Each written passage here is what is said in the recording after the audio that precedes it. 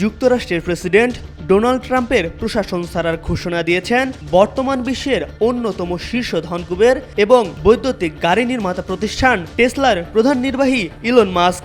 নিজ মালিকানাধীন সামাজিক মাধ্যম এক্সে দেওয়া এক পোস্টে তিনি এই ঘোষণা দিয়েছেন। ট্রাম্প প্রশাসনের ডিপার্টমেন্ট অফ গভর্নমেন্ট এফিসিয়েন্সি বা ডিওজি এর প্রধান হিসেবে দায়িত্ব পালন করছিলেন তিনি।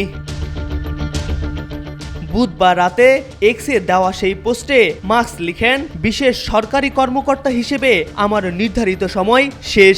আমি প্রেসিডেন্ট ডোনাল্ড ট্রাম্পকে ধন্যবাদ জানাতে চাই এই সুযোগ দেওয়ার জন্য। তিনি আরও লিখেন, ডিওজি মিশন ভবিষ্যতে আরও শক্তিশালী হবে এবং এটি সরকারের একটি জীবনধারায় পরিণত হবে। ইলন মাস্ককে বিশেষ সরকারি কর্মকর্তা হিসেবে নিয়োগ করা হয়েছিল। এক্ষেত্রে তিনি প্রতি বছর 130 দিন সরকারি দায়িত্ব পালন করতে পারবেন। চলতি বছরের 20 জানুয়ারি ট্রাম্প দায়িত্ব গ্রহণ করেন। সেই হিসেবে মে মাসেই মাস্কের দায়িত্ব পালনের দিন শেষ হচ্ছে। তবে বিশ্লেষকদের অনেকে বলছেন, ট্রাম্পের সাথে দ্বন্দ্বের জেরেই দায়িত্ব ছাড়ছেন মাস্ক।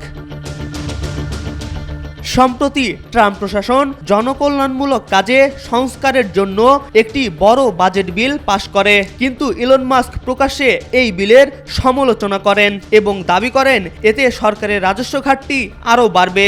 বাজেট বিল নিয়ে এই প্রকাশ্য মতবিরোধই মাস্কের পদত্যাগের অন্যতম কারণ হিসেবে উঠে এসেছে।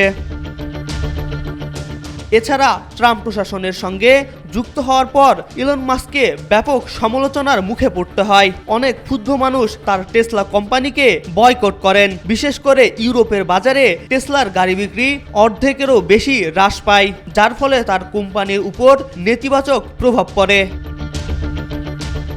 মাস্কের ঘনিষ্ঠ মহলের মতে তিনি এখন পুরোপুরি নিজের ব্যবসায় মনোনিবেশ করতে চান, তাই প্রশাসনিক দায়িত্ব থেকে সরে দাঁড়িয়েছেন তিনি। পাশাপাশি ভবিষ্যতে রাজনৈতিক দলগুলোকে অনুদানের পরিমাণ আরও কমিয়ে দিতে পারেন মাস্ক। MR আকাশ, আজকাল।